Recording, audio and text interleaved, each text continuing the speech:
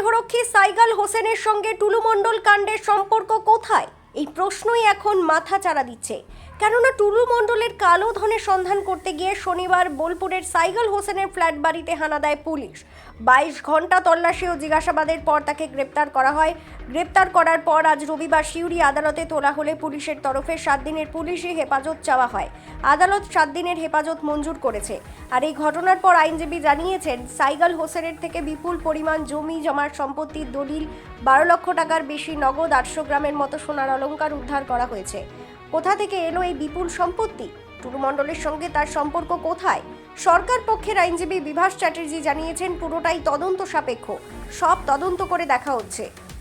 হ্যাঁ, যে আমাদের ইনভেস্টিগেশনে ওনাকে আজকে প্রডিউস করা হয়েছিল সাইগাল হোসেনকে, এবং আমরা পিসিপিআর চেয়েছিলাম এবং 7 দিনের পিসিপিআর আমরা চেয়েছিলাম, 7 দিন অ্যালাউ হয়েছে এবং পরবর্তীকালে 23 তারিখে ওনার প্রোডাকশন কী কী রিকভার হয়েছে? আমাদের, আমি কোর্টে বললাম যে আমাদের ডিউরিং ইনভেস্টিগেশনে যেগুলো পাওয়া গেছে আপনারা শুনেছেন বলে, তো ওই বেসিসে আমাদের ইনভেস্টিগেশনটা আগে এগোবে, তারপর দেখা যাক কী হয়। একটু বলে দিন কী কী পাওয়া গেছে। আমাদের ওনার বাড়ি থেকে প্রচুর ল্যান্ড ডিড পাওয়া গেছে, প্রায় 150-র কাছাকাছি। ইন্ডিয়ান কারেন্সি নোট পাওয়া গেছে 12 লাখ টাকার উপরে। প্রচুর পরিমাণে এই 700, 750, 800 গ্রামের কাছাকাছি একটা গয়না পাওয়া গেছে টোটাল।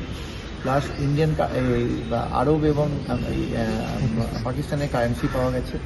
এগুলো ইনভেস্টিগেশনে চলছে, দেখা যাক কী আগামী দিনে ইনভেস্টিগেশন। আরব আর পাকিস্তানের কারেন্সিটা তো অনেকটা পরিমাণ না, সেটা ইনভেস্টিগেশনের পার্ট, কিন্তু আমরা যেটুকু ফরওয়ার্ডিংয়ে পেলাম বা যা পেলাম তার বেসিসে কোর্টকে জানালে আমাদের পিসিপিআরটা অ্যালাউ হয়েছে, দেখা যাচ্ছে। ওই যে আপনি একটা বিশেষ কিছু বললেন ম্যাডামকে পড়ে নিতে, যে একটা কথা সেটা তো প্রিভিডি অফ ইনভেস্টিগেশন এখন সাথে যোগসূত্রটা কিভাবে পাওয়া গেল, মানে কিভাবে এটা যোগসূত্র?